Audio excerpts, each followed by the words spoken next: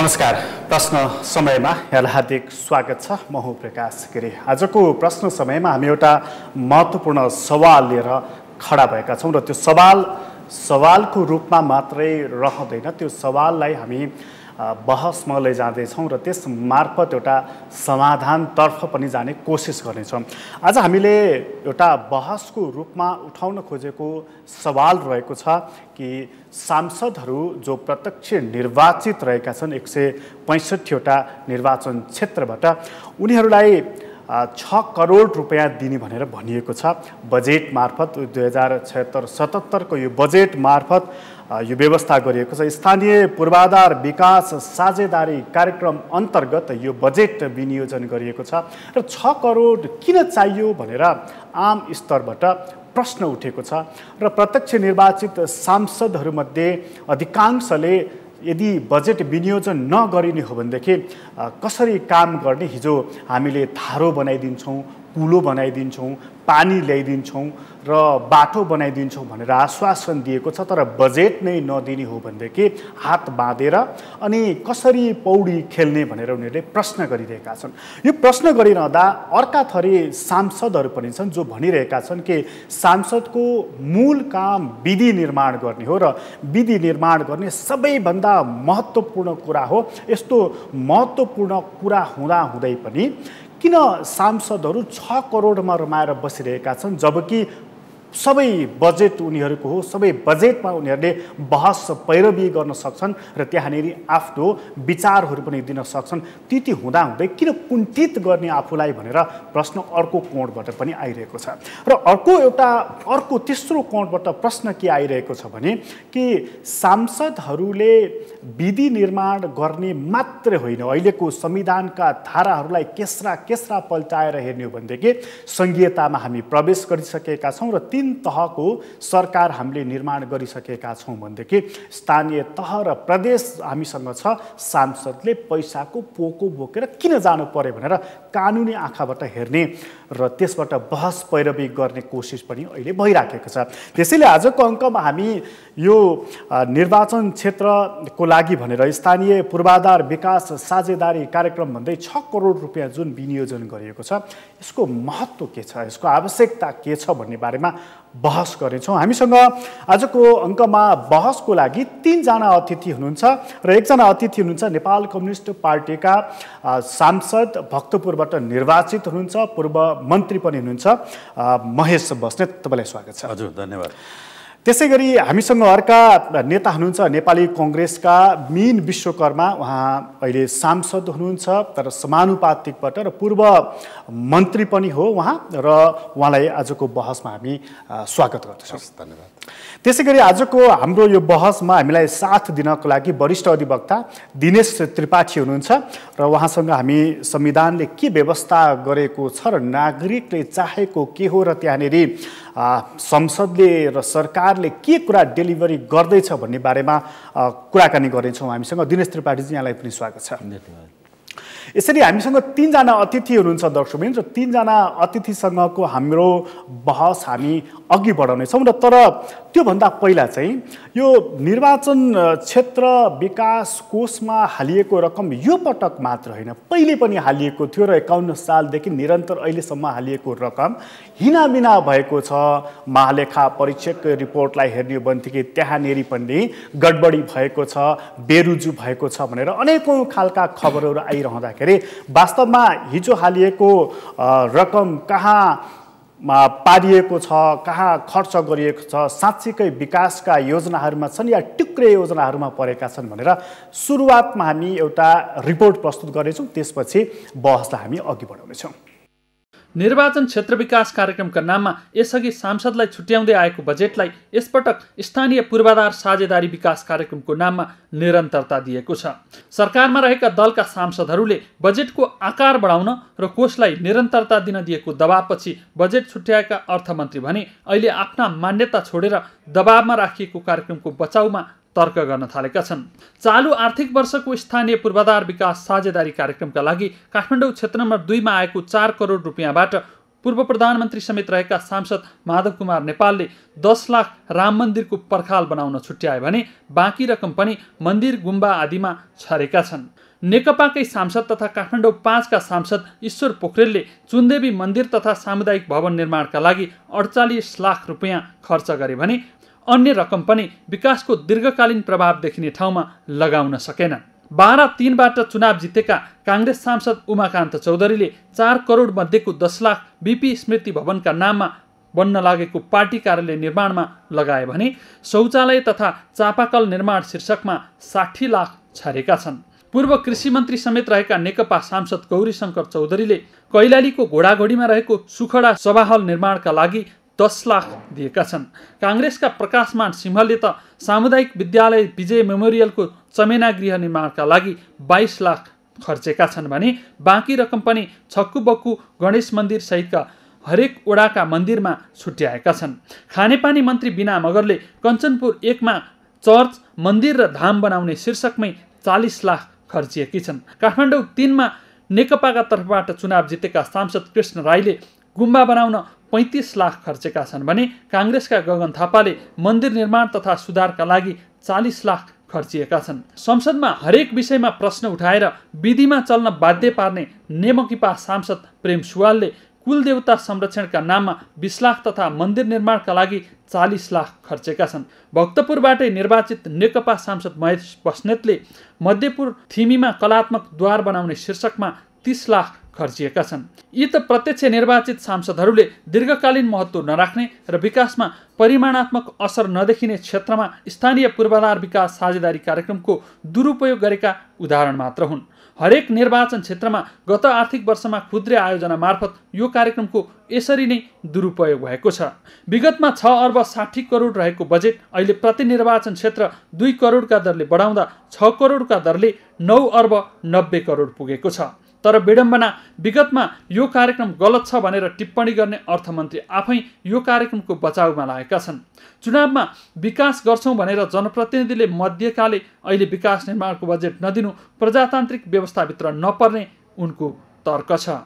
हामीले जनप्रतिनिधिमूलक व्यवस्था बुझ्यौँ। जनप्रतिनिधिहरूलाई हामीले विकाससँग जोडेरै चुनाव लड्न भन्यौँ र जनप्रतिनिधिहरू चाहिँ हामी यो विकास गर्छौँ त्यो विकास गर्छौँ भनेरै निर्वाचन लड्नु हो। अनि हामी जनप्रति जनताबाट छानिएर जनमतको प्रतिनिधित्व चाहिँ जनप्रतिनिधिबाट हुने व्यवस्थामा यदि हामी जाँदैछौँ भने जनमतलाई प्रतिबिम्बित गर्ने त्यसलाई प्रकट गर्ने कुरा त जनप्रतिनिधि नै हो। त्यसैले जनप्रतिनिधिलाई हामीले धेरै चाहिँ कुराहरू जायज कुराहरू नसुनेर जाने विधि त फेरि प्रजातान्त्रिक विधि पनि हुँदैन, पहिलो कुरा। दोस्रो कुरा, जनप्रतिनिधि संलग्न नभएको जनसहभागिता कस्तो होला त्यो? जनप्रतिनिधिहरू अबको हाम्रो एउटै एजेन्डा विकास भन्छौँ, अब हामीले राजनीतिक मुद्दा सबै समाप्त गऱ्यौँ, अब विकासको मात्रै मुद्दा हो भन्छौँ, अनि त्यो विकासको मुद्दामा त्यो विकास गर्छु भनेर निर्वाचित भएको जनप्रतिनिधिलाई तिमी चाहिँ यहाँ जानै पाउँदैनौ, हेर्नै पाउँदैनौ, तिमीलाई भएकटै गर्छौँ भनेर भन्ने विकास त हामीले कसरी गर्न सकौँला? सांसदले छनौट गरेका कार्यक्रममा खर्च हुँदा नागरिकप्रतिको उत्तरदायित्व पनि बढ्छ र स्थानीय विकासमा जनप्रतिनिधिको सहभागिताले भ्रष्टाचार न्यूनीकरण हुन्छ भन्ने मान्यतासहित स्वर्गीय सुशील कोइराला नेतृत्वको सरकारका पालामा 2071 सालमा निर्वाचन क्षेत्र पूर्वाधार विकास कार्यक्रमको नाममा यो कार्यक्रमको थालनी भएको थियो। त्यस यथा यसको नाम स्थानीय पूर्वाधार विकास साझेदारी कार्यक्रम बनाइए पनि खर्चको विधि उही छ। 10 लाखभन्दा कमका आयोजना छान्न नपाइने र कम्तीमा 2वटा आयोजना 50 लाखका हुनैपर्ने व्यवस्था त गरिएको छ, तर 6 करोड बजेटको उपयोगका लागि ठोस परिणाम निकाल्ने कार्यविधि बन्न सकेको छैन। अहिले बजेटमा समानुपातिक तथा राष्ट्रिय सभाका सांसदको पनि सहभागिता रहने गरी भनिएको त छ, तर त्यसको कार्यविधि पनि निर्वाचन जित्नका लागि मतदाता र कार्यकर्ता रिजाउनेमा केन्द्रित हुने अनुमान गर्न सकिन्छ। एकातिर चुनावमा नागरिकलाई जुनसुकै हदसम्म पुगेर पनि रिजाउँदा बजेटको अपचलन बढाउँदै गएको छ, अर्कातिर सरकारी स्तरबाटै नागरिक रिजाउने भ्रष्टाचारको वैधानिक बाटोलाई निरन्तरता दिइँदै आएको छ। विकासको काम सरकारले र विधिको काम संसदले गर्ने हो, तर विधिका विषयमा सरकारले संसदमाथि अनावश्यक हस्तक्षेप गर्ने अनि विकासको काममा सांसदहरूले ठेक्का लिने अभ्यास चलिरहेको छ। स्थानीय पूर्वाधार विकास साझेदारी कार्यक्रमलाई समानुपातिक बजेट वितरणको माध्यम र परिणाम केन्द्रित आयोजनामा लगानी गरिएको भए सायद सकारात्मक टिप्पणी हुन सक्थ्यो। तर वैधानिक भ्रष्टाचारको हतियार बनाउँदा यसले विकासभन्दा विवादलाई बोक्नेमा दुई मत छैन। किनभने निर्वाचन क्षेत्र विकास कार्यक्रममा नै हरेक घरमा प्रेसर कुकर बाँड्नेदेखि नागरिकलाई चुलोका लागि 1000 बाँड्नेसम्मका विकृति यसअघि नै देखिसकेका छन्। सगरमाथा टेलिभिजनका लागि रमेश वाग्ले, काठमाडौँ। यसरी सांसदहरू जो प्रत्यक्ष निर्वाचित छन् उनीहरूले रकम कहाँ खर्च गरेका छन् भन्ने कुराको एउटा रिपोर्ट हामीले प्रस्तुत गरेका छौँ र अब हामी बहसलाई अघि बढाउनेछौँ। बहसलाई अघि बढाउनको लागि सुरुवातमा म भक्तपुरबाटै निर्वाचित महेश बस्नेतकोमा जान्छु। तपाईँले त 30 लाख रुपियाँ चाहिँ त्यो प्रवेशद्वार बनाउनको लागि भनेर खर्च गर्नुभएको छ। अब यसलाई दुरुपयोग भन्ने कोणबाट वृत्तचित्र बनाइयो, यो आग्रही वृत्तचित्र हो भन्छु म। किनभने विशेष गरेर अघिल्लो वर्ष 4 करोड रुपियाँ स्थानीय पूर्वाधार साझेदारी कार्यक्रममा जुन विनियोजन गरिएको थियो त्यसको निर्देशिका बहुत स्पष्ट छ। निर्देशिका के स्पष्ट छ भने त्यसमा 2 खालका कमिटीहरू हुन्छन्। एउटा प्रदेश सभा, त्यहाँको चाहिँ जिल्ला समन्वय समिति र नगरपालिकाहरूको प्रमुखहरू रहेको एउटा सिफारिस समिति हुन्छ। त्यसले गरेको सिफारिसमा प्रत्यक्ष निर्वाचित सांसद प्रमुख रहेको र राष्ट्रिय सभा र समानुपातिक मान्यजीहरू रहेको एउटा कमिटी हुन्छ। त्यो कमिटीले त्यसको छनौट गर्छ, योजनाका प्रक्रियाहरू। त्यसको कार्यान्वयन चाहिँ कसले गर्छ त भन्दा नगरपालिका र गाउँपालिकाले गर्छन्। इस्टिमेट उसले गर्छ, मूल्याङ्कन उसले गर्छ, रकम निकासा उसले दिन्छ, टेन्डरबाट गर्ने कि उपद समितिबाट सबै प्रक्रिया हुन्छ। तपाईँको हातमा चाहिँ के रहन्छ? हाम्रो हातमा चाहिँ त्यो योजना छनौटको एउटा प्रक्रियाभित्र हामी सहभागी हुन्छौँ। मलाई यो के लाग्छ भने तीनै तहको सहभागिता भएको एउटा व्यवस्थित योजना छान्ने कुनै ठाउँ छ भने यो एउटा योजना छ नेपालको अभ्यासमा। र अर्को कुरा अर्थसँग कहीँ पनि सांसदको यो लेनदेनसँग यो पैसासँग कहीँ पनि जोडिँदैन होइन। यो जुन मेरो घर अगाडि मैले सामुदायिक भवन 300 मिटर तल बनाएको छ वडामा, त्यो ठेकेदारसँग चाहिँ मैले अन्तिम बेला मात्रै एक दिन मौकाले भेट भएर चिन्ने मौका पाएँ होइन। त्यही भएर यो गलत अभ्यास छ। अर्को कुरा जहाँसम्म मेरो गेटको प्रश्न उठ्यो, मध्यपुर थिमी भनेको हाम्रो सांस्कृतिक र ऐतिहासिक धरोहर हो। त्यहाँका मठ मन्दिरहरू, त्यहाँका गेटहरू, त्यहाँको कला संस्कृति र सम्पदा, मध्यपुरको सम्पत्ति भन्ने एउटा अभियान त्यहाँ चलेको छ। त्यसको हुनाले त्यहाँ द्वार बनाउने कुरा चाहिँ त्यहाँको जनताको माग हो।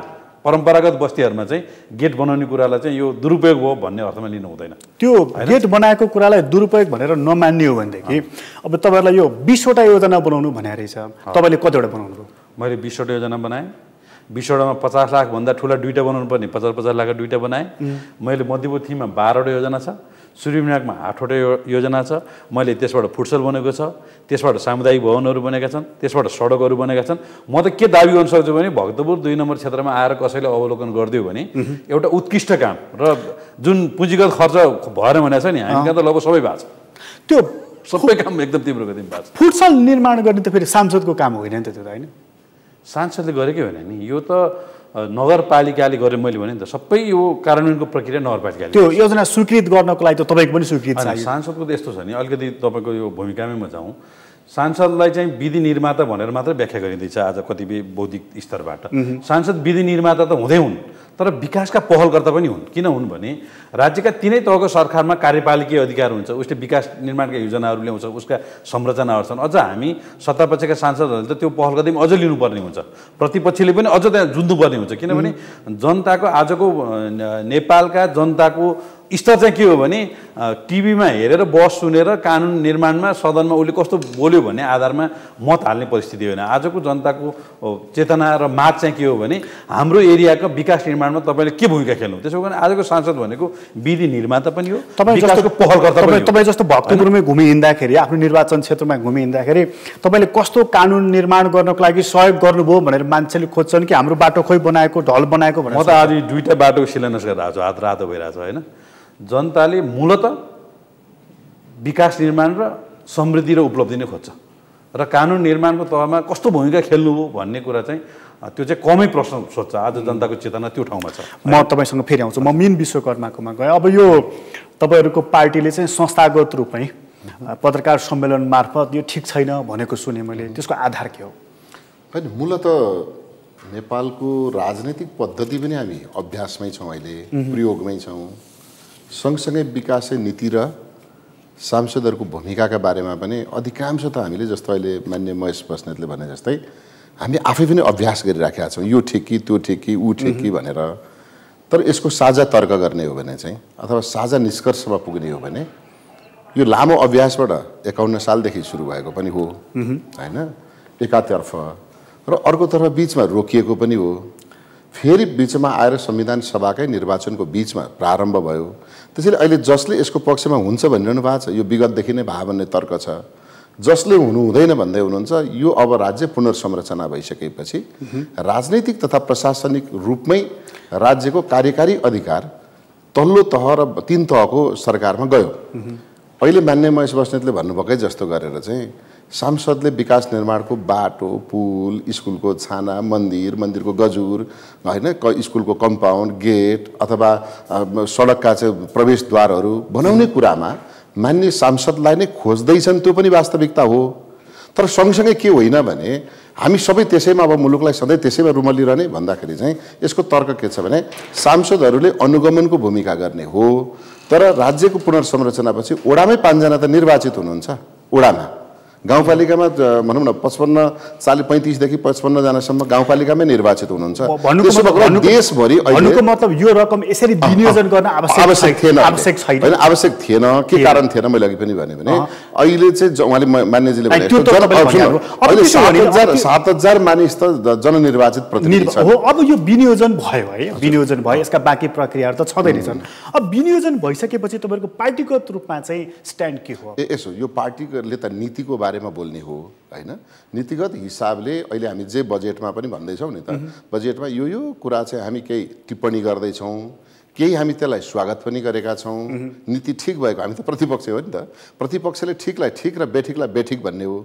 केही चाहिँ आफूले भए यसो गर्थेँ भनेर बेठिक भन्ने हो, केही चाहिँ साँच्चै बेठिक भएर बेठिक भन्ने हो। त्यसैले यो बजेटमा ल्याइएका यी प्रावधानहरू मध्येमा 990 अर्ब हैन, 990 अर्ब रकम चाहिँ सरी 909 अर्ब 90 करोड जे छ त्यो चाहिँ एउटा ठोस र देखिने गरेको विकास कार्यक्रममा लाउन सकिन्थ्यो। जस्तै यसले एउटा राम्रो हैन हाइड्रो योजनाहरु बनाउन विकल्पको बारेमा बहस गर्न सकिन्छ, तर त्यो विनियोजन भइसक्यो। तपाईहरुले त्यसमा पार्टीको हामीले नीतिगत रूपमा असहमति जनायौं र के भन्यौ भने राज्यका सबै संरचना निर्माण भइसकेपछि सांसदलाई यसमा नबुझ्ने भए हुन्थ्यो भनेर नीतिगत रूपमा तपाईहरुले असहमति जनाउनु भयो। अब त्यसो हो भने एउटा नैतिक प्रश्न त तपाईहरुलाई खडा भयो नि, त्यो बजेट लिने कि नलिने? होइन, बजेट सांसदले लिने वा नलिने व्यक्तिगत कुरा होइन। सांसद चाहिँ कस्तो हुन्छ भने अघि पनि भनिहाल्यो, हाम्रो यो मैले सांसदको रूपमा भन्दा पार्टीको रूपमा यसमा जाउँ। यदि त्यो 6 करोड बजेट नेपाली कांग्रेसबाट निर्वाचित सांसदले आफ्नो निर्वाचन क्षेत्रमा नलाने भनेर बहिष्कार गर्ने हो भने बजेट टोटल बहिष्कार गर्नुपर्ने हुन्छ, किनभने बजेटको एउटा पार्ट हो त्यो हैन। त्यसैले हाम्रो के हो भने नीतिगत असहमति हो के, जस्तो संविधानमा हामीलाई कुनै मन नपरेको कुरा होला नि त, तर हामीले सिङ्गो संविधान मानेका छौँ। त्यसैले यो नीतिगत असहमति हामी के हो भने यो कुरा ठिक भएन भन्ने हो। त्यसकारण व्यवहारगत हिसाबमा निर्वाचन क्षेत्रका जनतामा पल्लो निर्वाचन क्षेत्र महेशजीको निर्वाचन क्षेत्रमा बजेट जाने अनि मिन विश्वकर्माको निर्वाचन क्षेत्रमा चाहिँ आउनु हुँदैन भने होइन, मेरो निर्वाचन क्षेत्रमा बजेट जाने। तर हामी के भन्छौँ भने अलिकति सक्न दिनु मलाई। ठिक छ, अस्ति एकजना मान्यजीले संसदमै बोलाए, मैले सुने रोस्टरमा, अरे चुनाव त लडेर हेर्नुस् अनि थाहा हुन्छ पैसा चाहिन्छ कि चाहिन्न भनेर। होइन, पैसा त चुनाव नलड्नेलाई होइन कि, चुनाव लड्नेलाई मात्रै होइन, चुनावमा भोट हाल्न जानलाई पनि चाहिन्छ पैसा त, पैसा नचाहिने कुरा होइन। तर मेरो आग्रह के, मेरो अनुरोध के हो भन्दाखेरि यो नीतिगत रूपले नै यसरी नगएको भए पनि हुन्थ्यो, यसरी नगएको भए हुन्थ्यो के। किन यसरी नगएको भने जस्तो म एकछिनलाई म प्रत्यक्ष निर्वाचित होइन हैन, अब त्यो निर्वाचन क्षेत्रमा जाने पैसामा 6 करोड पैसा कुन कुन गाउँपालिकामा कति कति जानुपर्छ भनेर महेशजीले र मैले आफ्नो निर्वाचन क्षेत्रमा भनिदिए भइहाल्छ नि, त्यो योजनामा आइहाल्छ नि। किन हाम्रा नाममा त्यो पैसा जोडेर जान पर्यो र? किन हामीलाई पञ्चनीकर्ता बनाएर होइन, हामीलाई चाहिँ वितरक बनाएर किन पठाउनु पर्यो, किन विवादमा ल्याउनु पर्यो? त्यसैले त्यो नीति निर्माण अघि भनिहाल्नुभयो, महेशजीले भनिहाल्नुभयो कि हाम्रो त त्यसमा त केही पनि हुँदैन, एउटा कागजमा लेखेर दिने हो, यही होइन नि त। 1 नम्बरदेखि 20 नम्बरसम्म अथवा कसैले 5वटा मात्रै बनाएर दिने हो। यही प्रश्नमा जाउँ त म, जस्तो तपाईहरुले फलानो फलानो फलानो फलानो ठाउँ र फलानो फलानो योजनामा हाल्देऊ भन्दै भइगयो नि, किन यत्रो चेरै उ गरिराख्नु परेको?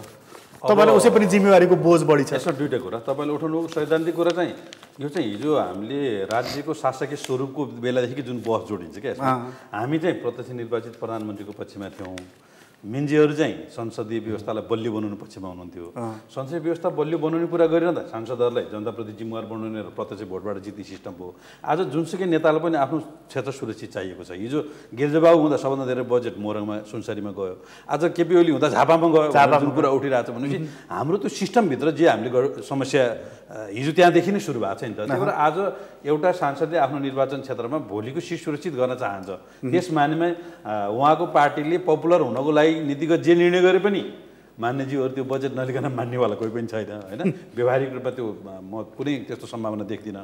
र अब जहाँसम्म मैले अहिले पनि भने सिफारिस गर्ने कमिटीमा मेयरहरू, प्रदेश सभाका सदस्यहरू र सङ्घीय सांसदहरू हुनुहुन्छ। त्यसो हुँदाखेरि उहाँहरूको साझा मतको आधारमा छानिन्छ। अन्त के गरेछ थाहा छैन, हामीले चाहिँ त्यो गरेका छौँ। त्यसो हुँदाखेरि यो निर्णय प्रक्रिया हामी सबैको साझा। त्यसो हो भनेदेखि नि यो आम बुझाइ चाहिँ के रहेछ भने, अब आम बुझाइमै जाउँ न। आम बुझाइ चाहिँ के रहेछ भने सांसदहरू पैसा त 50औं लाख खर्च गरेर टिकट पनि पाए, चुनाव पनि जिते, अब रकम चुनाव खर्च चाहिँ उठाएछन् भन्ने आम बुझाइ त यो रहेछ नि। तपाईँले पनि हेरिराख्नु भएको होइन। आम बुझाइ त्यस्तो पार्न खोजिएको छ, त्यो छैन। किन छैन भने जस्तो तपाईँले अहिले भन्नुभयो स्थानीय तहमै आफूले योजना छान्ने हुन्थ्यो नि भने चाहिँ भन्नुभयो नि, त्यो हाम्रो कुनै पनि प्रक्रियाले एउटा सङ्घीय सांसदले गरेर स्थानीय तहमा योजना छान्ने भन्ने छैन।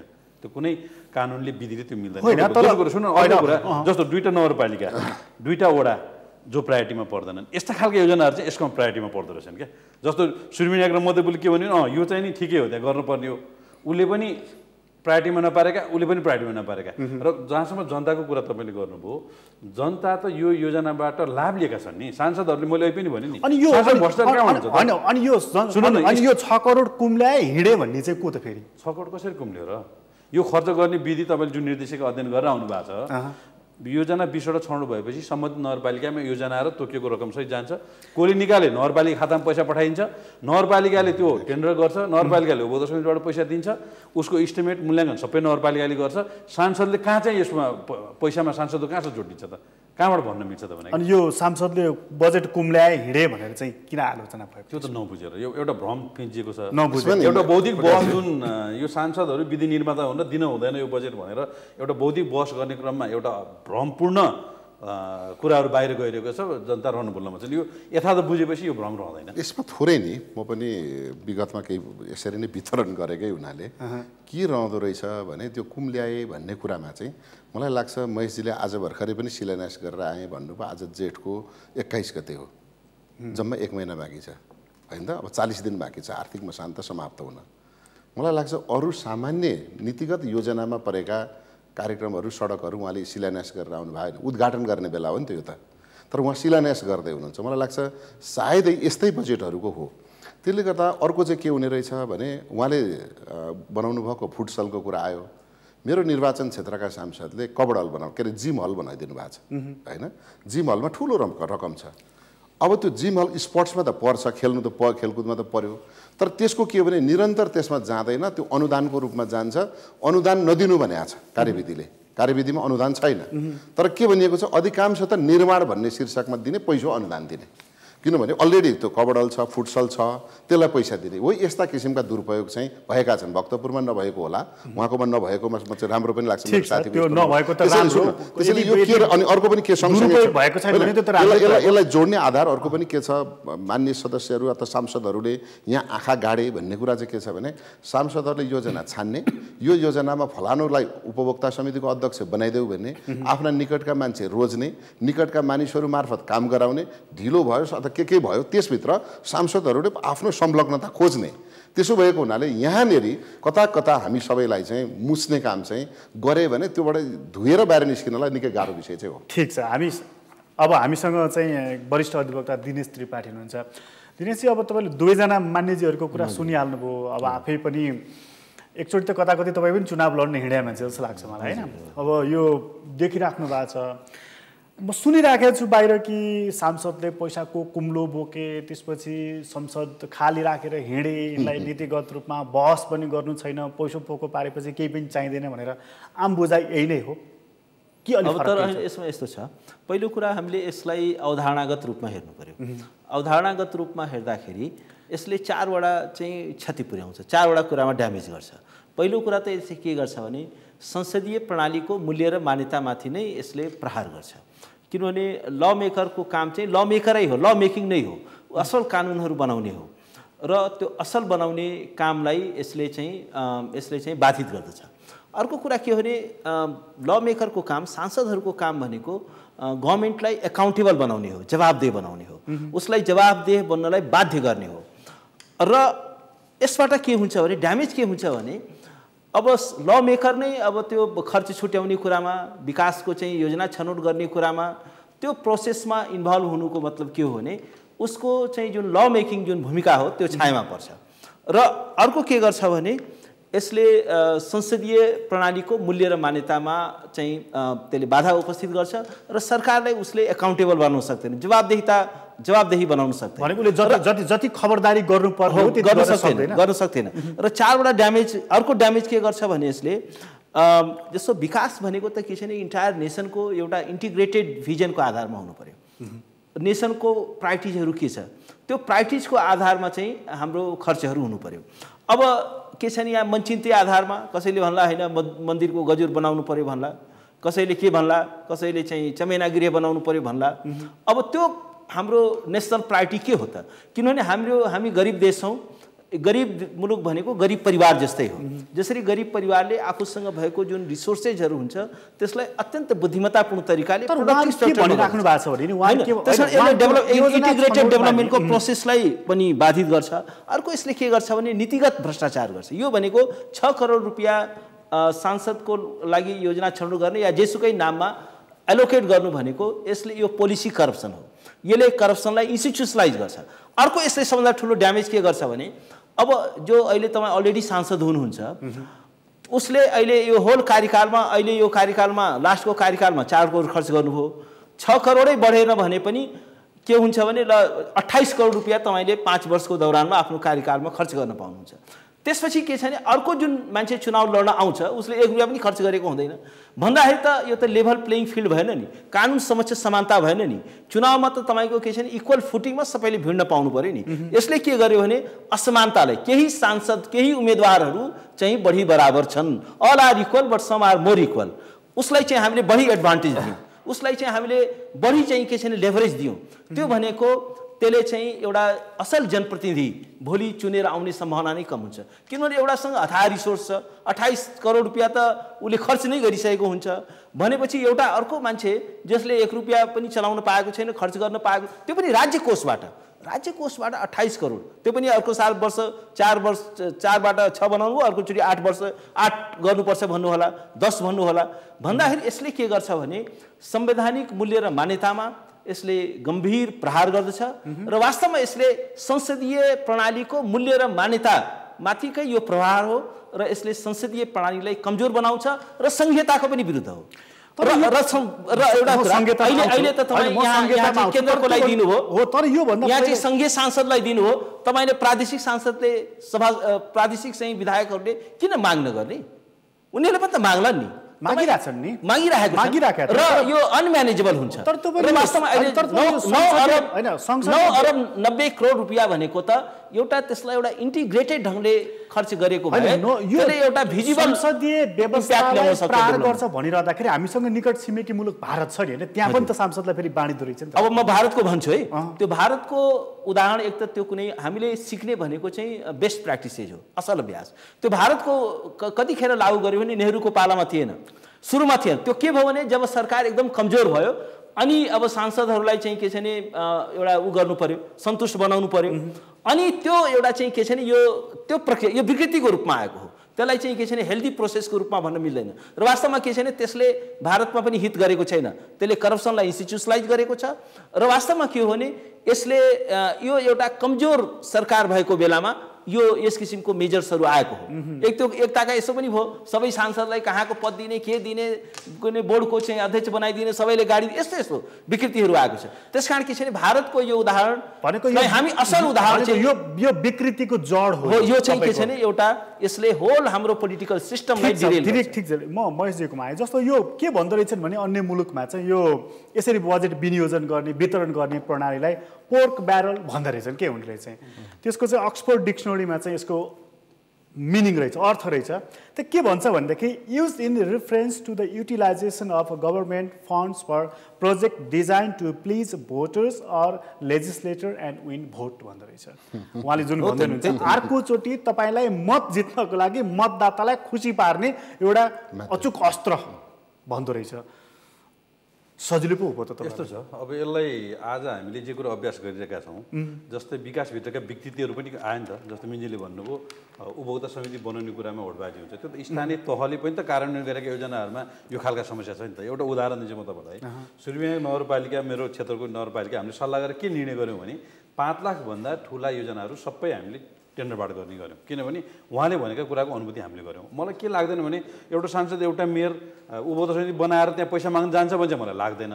तर के हो भने तलका जो कार्यकर्ताहरू छन् उनीहरूलाई हामीले त्यो ढङ्गले दिँदाखेरि उनीहरू चाहिँ विकृत हुने स्थिति हुन्छ। त्यसो हुनाले समग्र योजनाको रिभ्यू गरेर यसलाई परिचालन गर्ने कुरामा ध्यान दिनुपर्छ, एउटा कुरा। दोस्रो कुरा, जस्तो मठ मन्दिर निर्माण गर्ने कुरा चाहिँ नि एकदम बेठिक गरियो, अथवा फुटसल जिम हलहरू निर्माण गर्ने कुरा चाहिँ यो अनुत्पादक काम, यो घोटाला भयो भन्ने अर्थमा चाहिँ लिनुहुन्न भन्छु म। किनभने हाम्रो जस्तो जिल्ला जहाँ चाहिँ सांस्कृतिक महत्त्वका जिल्ला छन्, विश्व सम्पदा सूचीमा परेको छ, 100 वर्ष पुराना असङ्ख्य मठ मन्दिरहरू भूकम्पले भत्केको छ, हाम्रो जात्रा हाम्रा पर्व त्यहाँसँग जोडिएका छन्, त्यसको मर्मत गर्नुपर्ने छ। हाम्रा गेटको एउटा छुट्टै स्टोरी छ, हाम्रा कमल पोखरीहरूका छुट्टै स्टोरी छन्, त्यहाँ चाहिँ हामीले लगानी गर्नुपर्छ। यो कुरा चाहिँ नि हाम्रो घोटाला भयो भन्ने अर्थमा चाहिँ व्याख्या गर्नु हुँदैन। त्यसो कुरा यो लगानी चाहिँ सांसदले यो परियोजना मार्फत गर्ने कि उहाँले अघि जुन भन्यो नि एउटा इन्टिग्रेटेड एउटा विकासको त मोडल हुन्छ नि त। विकासको मोडल म तपाईँलाई भन्छु, मध्यपुर नगरपालिकाले हाम्रो कला, हाम्रो संस्कृति, मध्यपुर थिमी हाम्रो सम्पत्ति भनेर एउटा बहस गऱ्यौँ, सबै राजनीतिक दल डाक्यौँ, मास्टर प्लान बनायो। त्यो मास्टर प्लानभित्र मध्यपुर थिमी नगरपालिकाले के गर्ने, प्रदेशले के गर्ने, सङ्घले के गर्ने, एउटा खालको हामीले लगभग त्यहाँ कार्यविभाजन गरेर त्यो अन्तर्गत अहिले नगदेशको गेटको जुन कुरा आयो नि त्यो अन्तर्गत मैले नगदेशको गेट बनाउन प्रयास गरेँ, यतापट्टि प्रदेश सभाले बोडेको गेट बनाउन प्रयास गर्यो, नगरपालिकाले अर्को गेट बनायो। त्यहाँ 4वटा गेट चाहिँ त्यहाँको एउटा ऐतिहासिक स्टोरीसँग जोडिएको छ, होइन, परम्परासँग जोडिएको छ, जो चाहिँ भूकम्पकोमा जीर्ण भएका थिए। भनेपछि यस्ता खालका कुराहरूलाई कहिलेकाहीँ हामीले सतहमा विश्लेषण गरेर मलाई यस्तो लागिरहेको तपाईँले यति भन्दा भन्दै पनि मलाई लागेको चाहिँ यो योजनाहरू चाहिँ यो छरिँदैन नि भने जस्तो तपाईँको एउटा प्राथमिकता हुने भयो, मेरो अर्को प्राथमिकता हुने भयो, स्थानीय तहको अर्कै, प्रदेशको अर्कै, केन्द्रको अर्कै, मतलब एउटा सगोलमा एउटा डुप्लिकेसन चाहिँ हुनु हुँदैन। अब योजना त छरिन्छ, किनभने त्यही भएर त मापदण्डले 20वटा भन्दा बढी योजना छान्न नपाइने। तर त्यो 20वटा योजना हुने, त्यो 20मा फेरि उपयोजनाहरू थपेर आउने फेरि अर्को रमाइलो रहेछ नि त। त्यो चाहिँ कतिपयले गरेका छन् भन्ने सुने मैले पनि, होइन। त्यो चाहिँ अब सायद अरूचोटि टाइट गर्छ होला, पहिलोचोटि गएर त्यो कुरामा ध्यान नदिएको होला। जस्तो 10 लाखभन्दा सानो योजना बनाउनु पाइँदैन, त्यो ठुलो योजना नपरोस् भनेर। तर यहाँ 2 लाखका, 2.5 लाखका, 50,000का, 2 लाख योजना चाहिँ बनाएका छैनन्। के गरेका रहेछन् भने मैले पनि देखेँ, त्यो कस्तो रहेछ भने 10 लाखभित्र 2-3 योजना जोडेर एउटै जस्तो बनाइदिने, त्यो त त्यहाँको विकृत हो नि, त्यसलाई त कन्ट्रोल गर्नु पर्यो, होइन। त्यो त त्यहाँ जसले त्यो त एक हिसाबले भने त्यो त नहुने नचाहिने काम गरे हो नि, त्यसलाई त कारबाही गर्नुपर्ने काम हो नि त्यो। अनि अर्को चाहिँ अब तपाईँ त फेरि संसदमा अलिक चर्केरै बोलिरहेको देख्छु, तपाईँभन्दा पनि चर्केर अर्को एकजना मान्यजी बोलेर देखेको थिएँ मैले, प्रदीप यादवजी जस्तो लाग्छ मलाई। एकचोटि चुनाव त लडेर हेर्नुहोस् भनेर, त्यो भित्रको पीडा नि त्यो चुनाव नलड्नेहरूलाई, चुनावलाई चाहिँ एउटा हाउगुजी बनाएर चुनाव त लडेर हेर्नुहोस् हामीलाई कति पीडा छ, मान्छेले के माग्छन्, होइन। आशय त त्यसको त्यही आयो कि पैसा त हामीलाई चाहियो, मेरै खल्तीमा हालिदियो भनेर त आयो नि आशय त। होइन, त्यसलाई अब व्याख्या आफ्नो ढङ्गले गर्न सकियो, होइन। कस्तो हुन्छ भने चुनाव जितेका सांसदहरूलाई सबभन्दा धेरै टोकस दिँदा त्यो सबभन्दा फ्रन्ट लाइनमा त त्यो हुने भयो नि त। जस्तो मिन्दाएर म गयौँ भने बढी त मलाई टोकस्ने भयो नि त, होइन। त्यसपछि मात्रै उहाँले टोकस्ने भयो नि, त्यो भएर उहाँले त्यो अभिव्यक्त गर्नु होला। तर मैले चुनावमा धेरै पैसा खर्च गरेको थिएँ, त्यही भएर यो मार्फत पैसा कमाउँछु भन्ने शेषमा त्यो भने होइन, त्यस्तो अर्थ कसैले लगाइदियो होला।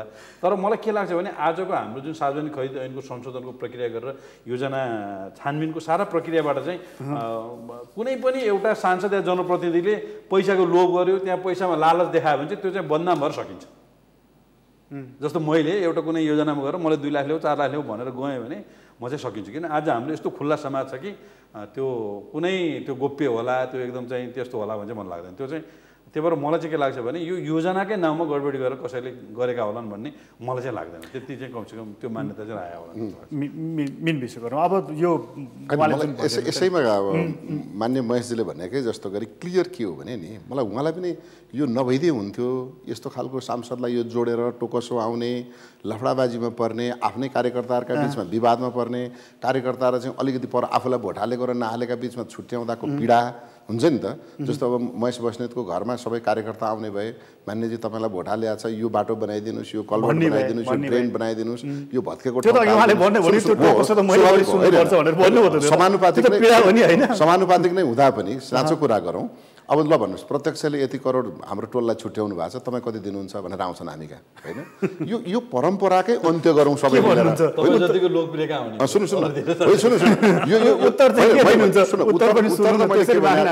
उत्तर सजिलो भन्नुहुन्छ भने त मैले के भनेको छु भने क्याम्पसको नेपालीको शिक्षक जस्तो भएको छ समानुपातिकको सांसद अहिले, होइन? उसको ट्युसनबाट पढ्दा केही आउँदैन नि त। अहिले प्रत्यक्षवाला सांसद चाहिँ अङ्ग्रेजीको टिचर जस्तो, अनि समानुपातिक सांसद चाहिँ नेपालीको टिचर जस्तो भएको छ, जसले ट्युसन पढाएर एडिसनल केही पैसा आउँदैन। तर प्रत्यक्षवालाले कति गरिराखेको छ, अहिले भइराखेको छ भने जतिले साँच्चै भन्नु भने इमान्दारिता साथ जो मान्य सदस्यहरूले यो बजेटको सदुपयोग गर्नुभएको छ, गरिरहनु भएको छ, उहाँलाई यो बजेट बोझ भएको छ। जसले यसबाट केही कुरा लिन खोज्नु भएको छ अथवा भइराखेको छ, अब हुन्छ भन्ने आशा राख्नु भएको छ, ती मान्यहरू यसमा रमाउनु भएको छ। कारण के म भन्छु, कारण के भने संसारमा साधन र स्रोतले त कहिल्यै पुग्दैन र उहाँसँग जति सन्तुष्ट छन्, त्यो गेट बनाउँदा एउटा गेट बनाउँदा सन्तुष्ट हुनु होला, अर्को गेटवाला रिसाइराख्या होला, एउटा बाटो उहाँले आज शिलान्यास गरेर आउनु, अर्को टोलको मान्छे रिसाएको होला, अब पार्टी नै छोडेर अर्कातिर जाला कि भन्ने डर पनि हुन्छ। त्यसैले यो मैले त एकदम कमन कुरा के गरेँ भने यो सांसदलाई पैसा बाँड्ने खजान्ची जस्तो नबनाइदिएदेखि सबै सांसदहरू इक्वल हुन्थे, समानुपातिक, किनभने संविधानले समानुपातिक प्रत्यक्ष निर्वाचित होइन मनोनीत अहिले भन्ने हो नि त। संविधानमै जाँदाखेरि पनि रिटै गर्यो भने पनि सुन्नुहोस्, मेरो एक लाइन सक्नु दिनु होला। यो रिट जाँदाखेरि पनि संविधानले दुईटा निर्वाचन प्रणाली अपनायो, होइन? एकछिनको लागि हामी यो कोठामा पस्ने दुईटा ढोकाबाट आउनुहोस् भन्यो, अनि एक नम्बर ढोकाबाट छिर्नेलाई 6 करोड, 2 नम्बर ढोकाबाट जानेलाई चाहिँ त्यहाँ गएर सही गरिदिनुहोस् मात्रै भन्दाखेरि त अहिले 165 सांसदहरू 6 करोडको वितरक अनि 110 सांसद चाहिँ त्यो 6 करोडको साक्षी बसेका छन्। त्यसो भएको हुनाले यहाँनिर ठुलो खाडल देखिएको छ। र अघि उहाँले भने दिनेशजीले भनेकै जस्तो गरी के हो भने एक सांसदलाई 5 वर्षसम्म पौष्टिक आहारले एकदम सशक्त बनाउने, अनि अर्को पटक चाहिँ त्यही पार्टीकोले पनि अर्कोले आँट गर्न सक्दैन। त्यही भएर एउटै मान्ने 5 वर्ष 5 पटक 4 पटक जितिरहनु पर्ने कारण पनि के भयो भने उनीहरूले आफ्नो सम्पूर्ण कुराको स्रोत साधन चाहिँ बिछ्याएको हुन्छ। त्यसो भएको हुनाले अहिले यसको दुरुपयोगमा पनि त्यतातर्फ लक्षित छ। एक अर्को कुरा, जो इमान्दार सांसद छन् तिनलाई यो बोझ भएको छ। यसमा कांग्रेसको सांसदहरूको चाहिँ एक मत छ कि यसमा पनि फरक मतहरू छ? होइन, इन्डिभिजुअल कसैको व्यक्तिगत चाहना त ठिकै भइदिए हुन्थ्यो भन्ने पनि होला। एकजना सांसदले त बोले सुने मैले यो 6 करोड कहाँ पुगेर 10 करोड चाहिन्छ। होइन, मैले भने त यो भइदिए हुन्थ्यो भन्ने होला, तर मलाई यहाँ उभ्याउनु भएको हुनाले मेरो पार्टीले गरेको निष्कर्ष चाहिँ के हो भने यो सङ्घीय संरचनामा गइसकेपछि सम्पूर्ण कुरा ओडा अब हेर्नु अहिले मानिलियो भोलि कुनै दिन त तपाईहरु आउनु होला सत्तामा, आउँदाखेरि चाहिँ यो यसरी वितरण गर्ने प्रणाली तपाईहरु राख्नुहुन्छ कि होइन? अहिले के भयो भने सङ्घीय संरचनामा नयाँ संविधान आउन बित्तिकैको बजेट वितरणमा नेकपाले यो अवसर प्राप्त गर्यो है। त्यस कारणले हामीले विरोध गरेको होइन, तर म आफै अनुभव गर्दैछु। मैले भनिराखेको छु मेरो ओडामा मैले 3 लाखको बाटो बनाउँदाखेरि पनि मैले ओडाध्यक्षको सिफारिसबाट नगरबाट गरेको छु। भोलि तपाईहरु सत्तामा आउँदाखेरि चाहिँ यसरी वितरण गर्ने प्रणालीलाई यथावत राख्नुहुन्छ कि? किनभने पहिलेदेखि यो भविष्यवाणी गर्नेलाई पक्रेर थुन्ने चलन बढाएको छ, त्यसकारण म भविष्यवाणी अहिले गर्दिनँ। अहिले म यसै सालको चाहिँ समीक्षा गर्छु। अहिले भविष्यवाणी गर्दाखेरि भोलि यसलाई निरन्तरता दिनुपर्ने भएले तपाईहरुलाई प्रसिद्ध होइन। 29 गते नआउँदै अहिले 20 गते नै चाहिँ भविष्यवाणीवाला पक्राउ परिसक्यो, उनी त जेल भइसक्यो। त्यसैले गर्दाखेरि म भविष्यवाणीतर्फ लाग्दैन। तर अहिले चाहिँ के हो भने मुलुकमा 7000 जनप्रतिनिधिको निर्वाचन भएर उनीहरूलाई कार्यकारी अधिकार पनि दिइसकेको हुनाले र उनले हो के म ड्रेन बनाउँछु, मन्दिरको गजुर हाल्छु, म पुल हाल्छु, कल्भर्ट बनाउँछु भनेर चाहिँ उनले चुनाव जित्या हो। हामीले चाहिँ के भने कानुन बनाउँछु नि भनेर उनीहरु त 1 करोड रुपैयाँको नाकै भात दिन्छु भनेर हिँडेका छन् नि। त्यो कोही त्यस्तो हुन्छ, त्यसलाई नै मात्रै केन्द्रमा पनि नराखौँ। त्यो पनि मेरै जिल्लाको पर्नु भएको रहेछ, आज बिहान मात्रै पढेर थाहा पाएँ। हजुर दिनेश त्रिपाठी, जस्तो यो हाम्रो संविधानले नि हामीले त 3 तहको सरकार निर्माण गरिसक्यौँ होइन, 761 वटा। अब यो अधिकार पनि प्रशासनसँग छुट्याएर दिएको छ। स्थानीय तहलाई त्यति धेरै अधिकार छ, प्रदेश छ, केन्द्र छ। त फेरि यसरी रकमहरूको विनियोजन गर्दाखेरि संविधानको उल्लङ्घन हुन्छ कि हुँदैन? यसले सङ्घीय प्रणालीको आधारभूत मूल्य र मान्यतामाथि नै प्रहार गर्दछ। र वास्तवमा मैले के देखिरहेको छु नि, यो सांसदले जुन यो पैसाको जुन प्रक्रियामा इन्भल्भ हुने जुन कुरा छ, यही कुराले सङ्घीय प्रणालीलाई पनि खतरामा पार्न सक्छ र संसदीय प्रणालीलाई पनि यो सिध्याइदिन सक्छ। संसदीय प्रणालीलाई पनि सङ्घीय प्रणालीलाई यो वास्तवमा के छ नि, सङ्घीय प्रणालीको आधारभूत मूल्य र मान्यताको माथि पनि प्रहार हो। किन के छ भने संविधानले नै 3 तहका सरकारको परिकल्पना गरेको छ र 3वटै तहका सरकारहरूको एरियाज अफ कम्पिटेन्स, उसले गर्ने काम के हो, उसको त्यो चाहिँ आर्टिकुलेट गरेको छ, त्यो चाहिँ छुट्याइदिएको छ। अब यो के छ भने जस्तो लोकल बडिजहरू, डेभलपमेन्टको एउटा सबभन्दा ठुलो चाहिँ डेलिभर गर्ने एजेन्सी भनेको लोकल गभर्मेन्ट हो। अब अहिले के हो भने र त्यसमा पनि के छ भने जस्तो स्मल प्रोजेक्ट्सहरू हुन्छ नि, आखिर 6 करोड रुपियाँमा त कुनै लार्ज स्केलको प्रोजेक्ट त केही लन्च हुँदैन। यस्तो के छ भने 10-20 करोडसम्मका योजनाहरू पनि जुन चाहिँ स्कुल हो, बाटोघाटो, लोकल लेभलका जुन बाटोघाटोहरू हुन्, यो सारा कुराहरू हुन्, लोकल लेभलको जुन चाहिँ पुल पुलिसा हुन्, गेट बनाउने कुरा होला, त्यो त लोकल गभर्मेन्टको एक्ज्याक्टली त्यो चाहिँ लोकल गभर्मेन्टको एरिया त्यसलाई आघात पुर्याउँछ यसले। हो, त्यस सुन्नुहोस् न, म के छ भने त्यो काम भनेको त लोकल बडीलाई संविधानले तोकेको छ। त्यसमा चाहिँ वास्तवमा के छ भने जुन लार्ज प्रोजेक्टहरू तर यसले जनप्रतिनिधि र जनता बीचको सम्बन्ध त फेरि टाढा राखिदिन्छ नि त। हैन, यस्तो छ, लिनु पनि छैन, दिनु पनि छैन। सम्बन्ध भनेको यो खुद्रा योजनाले सम्बन्ध राम्रो हुँदैन।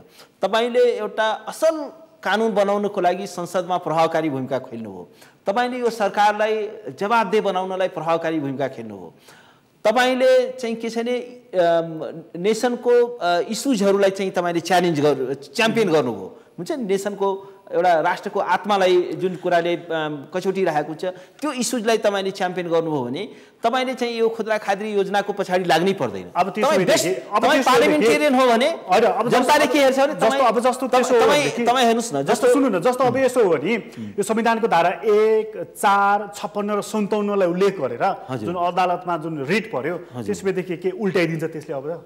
अब हैन, यो एउटा गम्भीर संवैधानिक प्रश्न हो। यसमा यो अदालतले यसको संवैधानिकतामाथि गम्भीर रूपमा विवेचना गर्नुपर्छ र मेरो विचारमा यो अदालतमा विचाराधीन छ र अदालतले यसको संवैधानिकताको परीक्षण गर्ने नै छ। अब अदालतले के गर्नेछ भनेर त्यो मैले बोल्न मिल्दैन, त्यो कसै पनि बोल्न मिल्दैन। कुरा हो, तर के तपाईलाई संविधान तर वास्तवमा म एउटा के छ भने एउटा संविधानकै एउटा म पनि विद्यार्थी हुँ र म के भन्छु भने संविधानको यसले स्पिरिट लेटर एन्ड स्पिरिट, मैले एउटा कुरा संविधान त्यो पल्टाएर हेर्दाखेरि पनि यसरी रकमको विनियोजन नगर्नु अथवा वितरण नगर्नु भने त कुनै पनि धारामा चाहिँ देखिन है। फेरि मैले हैन, तर गर्नु यस्तो हुन्छ, तपाईँ यदि कानुनको एउटा सिद्धान्त के हुन्छ भने तपाईँ लिगल पर्सन हो कि तपाईँ चाहिँ नेचुरल पर्सन हो। लिगल पर्सनको के हुन्छ भने जबसम्म कानुनले तपाईँ स्पष्ट अख्तियारी दिएको हुँदैन तबसम्म त्यो काम गर्न पाउनुहुन्न। त सांसदको काम, पार्लियामेन्टको काम चाहिँ विकास निर्माणको प्रक्रियामा सहभागी पनि हुनु हो भनेर संविधानको कुनै धाराले बोलेको छैन भने संविधानको अति व्याख्या गरेर हैन यो चाहिँ सांसदलाई त्यो प्रक्रियामा पनि, विकासको प्रक्रियामा पनि इन्भल्भ हुनुपर्छ भन्ने व्याख्या गर्नु चाहिँ त्यो मिल्दैन। संविधानले स्पष्ट अख्तियारी दिएको हुनु पर्यो, कानुनले स्पष्ट अख्तियारी दिएको। तपाईलाई यस्तो लाग्दैन अलिकति अतिशयोक्तिपूर्ण लाग्दैन कि सांसदहरू जनप्रतिनिधि हुन् तर यो त हेर्दाखेरि त यो त लुटेरै बनायो जस्तो, चोर नै गए जस्तो, पोको पारेर घरमै हिँड्या जस्तो यसरी त अर्थ लाउँदाखेरि हैन। तर यस्तो छ, यसले चाहिँ एउटा इन्स्टिट्युसनलाइज्ड करप्सन त सुरुवात गर्छ। यसले के हुन्छ भने यो फेभर डिस्ट्रिब्युसन, वास्तवमा डेमोक्रेसीलाई सबभन्दा ठुलो खतरा केबाट हुन्छ भने पावरमा रहेको व्यक्तिले जब फेभर डिस्ट्रिब्युसन गर्न थाल्छ त्यसले एउटा इन्स्टिट्युसनलाइज करप्सनको चाहिँ सुरुवात गर्दछ र वास्तवमा के छ भने र यसले एउटा इक्वल फुटिङमा पनि राख्दैन नि। तपाईँ त के हुन्छ भने आउने बेस्ट पार्लिमेन्टेरियन त्यो हुन सक्ला, त्यसको लागि त तपाईँ आजै बाटो बन्द गर्दै हुनुहुन्छ किनभने तपाईँले त 28 करोड 35 करोड रुपियाँ खर्च गरिसक्नुभयो। तपाईँ कहीँ के छ भने तपाईँ युआर मोर इक्वल भइसक्नुभयो।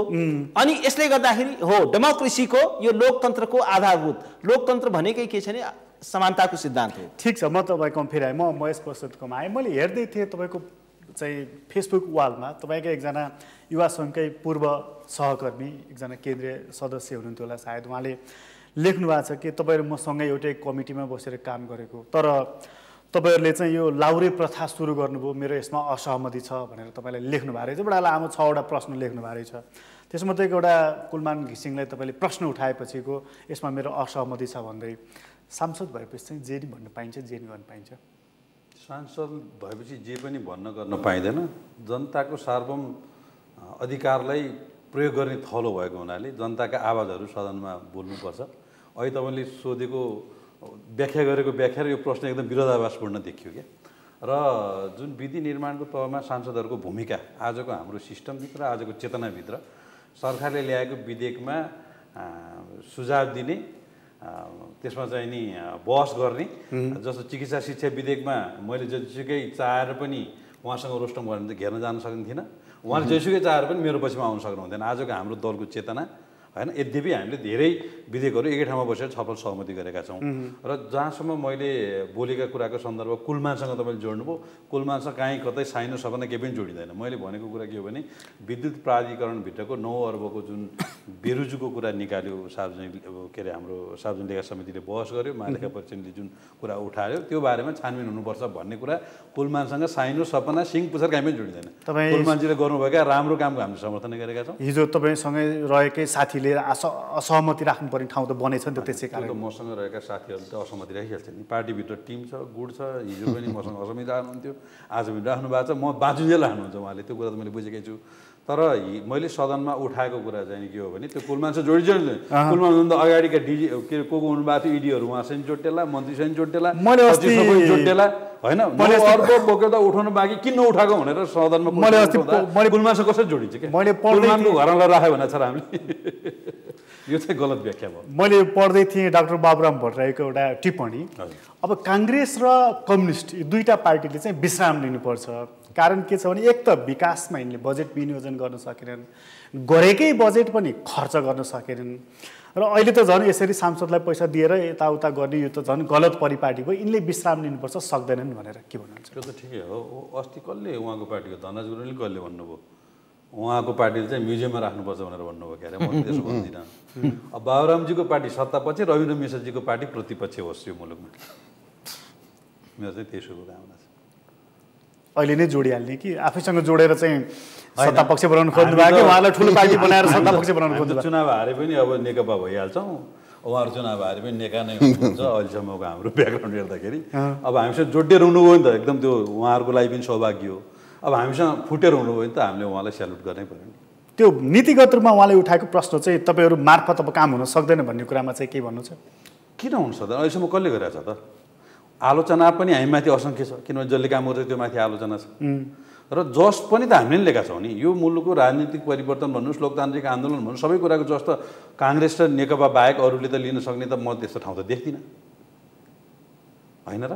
विकास गरेका छौँ भने हामीले पनि गरेका छौँ, बिगारेका छौँ भने हामीले पनि गरेका छौँ।